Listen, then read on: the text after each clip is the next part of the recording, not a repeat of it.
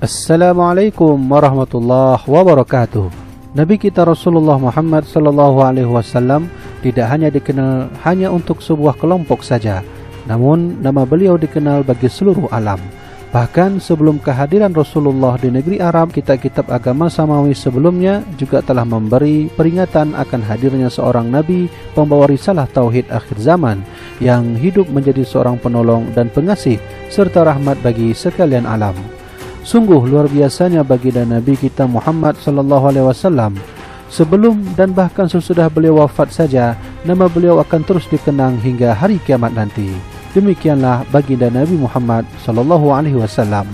Tapi tahukah Anda, selain kitab Zabur, Taurat, Injil yang telah menerangkan nama Rasul Muhammad, ternyata dalam agama Hindu pun nama Rasul kita juga pernah disebutkan, dan lebih menakjubkannya lagi, kitab Hindu yang menyebutkan nama beliau ini telah berusia 4000 tahun yang lalu.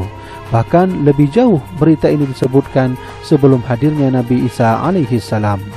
Dan sekarang yang menjadi pertanyaannya adalah, berita seperti apakah yang digambarkan dalam kitab itu tentang nama Rasul kita Nabi Muhammad?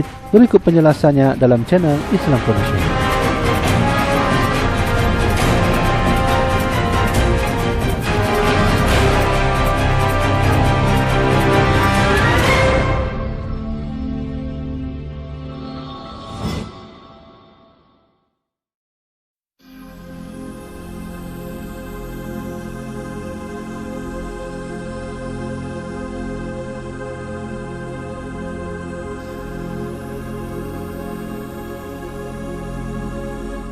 Kitab suci umat Hindu sesungguhnya terbagi kepada 3 model, yaitu Vedas, Upanishad, dan Puranas. Ketiga kitab ini dibedakan berdasarkan masa panjang umurnya. Menurut para ahli, beberapa kitab tersebut menyebutkan telah berasal dari 4000 tahun yang lalu dan bahkan pada versi tahun yang lainnya. Lalu bagaimanakah penjelasan tentang Rasulullah dalam kitab-kitab tersebut? Para ilmuwan baru-baru ini telah menemukan nama seorang yang asing yang dijelaskan dalam kitab itu. Hal ini dapat dibuktikan dengan ditemukannya sebuah tempat yang diberi nama dengan Jazirah Marasi Feza yang dikenal sebagai tempat suci umat Hindu, atau bahasa lainnya adalah tanah Arab yang dirusak syaitan. Temuan ini memberi makna adanya jejak sejarah yang pernah hadir pada masa itu, yaitu para Islam pagan.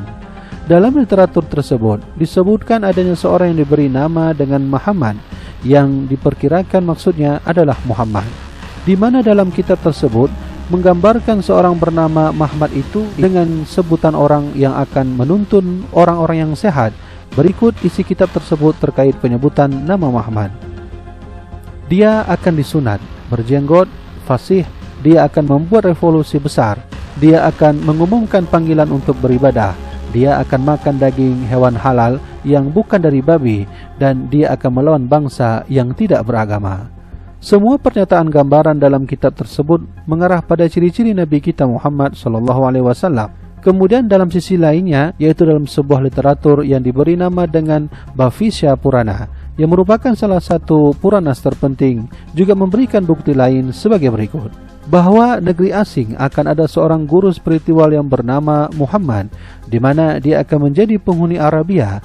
Dia akan mengumpulkan kekuatan besar untuk melawan atau membunuh iblis, dan Allah akan melindunginya dari lawan-lawannya. Selain itu, nama Muhammad juga disebut pada kitab Hindu lainnya, seperti kitab Upanishad, yang merupakan kitab tinggi dari Vedas yang banyak digunakan sebagai literatur pelajar Hindu. Di dalamnya juga memberi penjelasan yang sama, yaitu adanya seorang yang bernama asing dengan sebutan Muhammad. Kitab ini lebih kepada kitab pengetahuan yang bersifat ketuhanan, yang mengajarkan bagaimana mendekatkan diri kepada Sang Khalik. Disebutkan pula deskripsi untuk Allah Subhanahu wa Ta'ala, yaitu dengan sebutan nama dewa, atau kita disebut dengan Allah. Dia adalah salah satu raja seluruh dunia, terbaik, paling sempurna, paling suci dari semua, memelihara dari seluruh dunia, dan Tuhan dari semua ciptaan.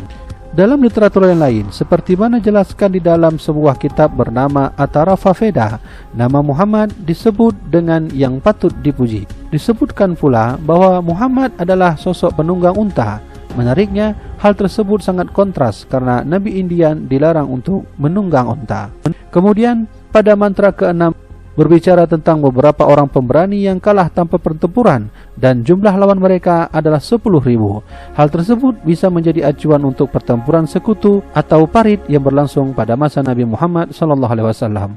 Jumlah orang-orang yang melakukan pengumpulan di sekitar Madinah memang 10.000 dan mereka kalah tanpa pertempuran karena Allah Subhanahu wa taala mengirimkan badai yang akhirnya setelah pengumpulan panjang memaksa mereka untuk meninggalkan lokasi.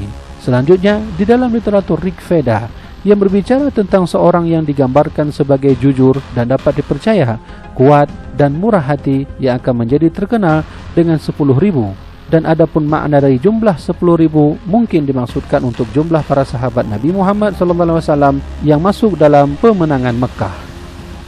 Dalam kitab agama Hindu yaitu Atharva Veda terdapat nubuat dengan penjelasan sebagai berikut. Hai orang banyak, dengarlah ini dengan sungguh-sungguh. Narasanga, yaitu yang dipuji, akan dibangkitkan di antara orang banyak. Kita mengambil orang Kaurum, yaitu muhajirin itu, di dalam perlindungan kita dari 60.000 dan 90 musuh-musuh yang kendaraannya adalah 20 unta dan 20 unta betina, memiliki 12 orang istri dan naik ke langit dengan kendaraan tercepat atau dalam bahasa Islam adalah Bura. Narashangsa atau yang terpuji atau Muhammad. Kata Kaurum berarti emigran, yaitu orang yang meninggalkan negerinya sendiri. Dalam bahasa Arab artinya muhajirin.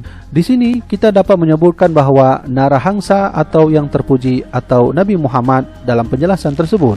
Sedangkan makna daripada Kaurum berarti emigran, yaitu orang yang meninggalkan negerinya sendiri. Dalam bahasa Arab artinya muhajirin.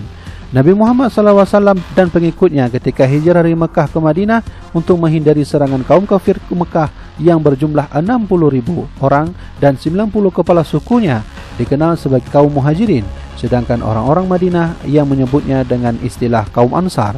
Dari sinilah tonggak dimulainya tahun Hijriah atau disebut dengan pindah.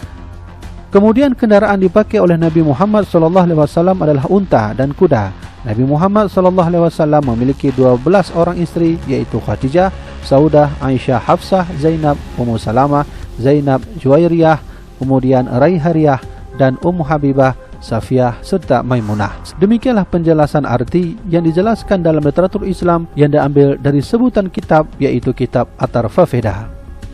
Demikianlah sebutan nama Muhammad. Demikianlah sebutan nama Muhammad atau Muhammad yang telah diterangkan di dalam kitab suci agama Hindu. Masya Allah, tentu kita sebagai umat muslim dan pengikut Nabi Muhammad sangatlah berbangga dengan berita ini. Ternyata nama Rasul Muhammad tidak hanya dikenal bagi umat muslim saja, namun juga dikenal bagi mereka yang bukan muslim. Demikian lagi bahawa Rasul Muhammad tidak hanya dikenal saat beliau hidup dan wafat saja, juga beliau dikenal sebelum beliau dilahirkan ke muka bumi ini. Semoga penjelasan ini dapat memberi nasihat hidup untuk kita semua. Semoga kita dijadikan oleh Allah sebagai umat yang setia untuk mengikut ajaran Nabi Muhammad SAW. Jangan lupa terus ikuti channel ini dengan cara subscribe channel Islam Foundation. Ke depan kita akan lebih banyak belajar edukasi Islam terbaru dan juga pada penjelasan lainnya. Semoga bermanfaat. Wallahu a'lam bishawab. Wassalamualaikum warahmatullahi wabarakatuh.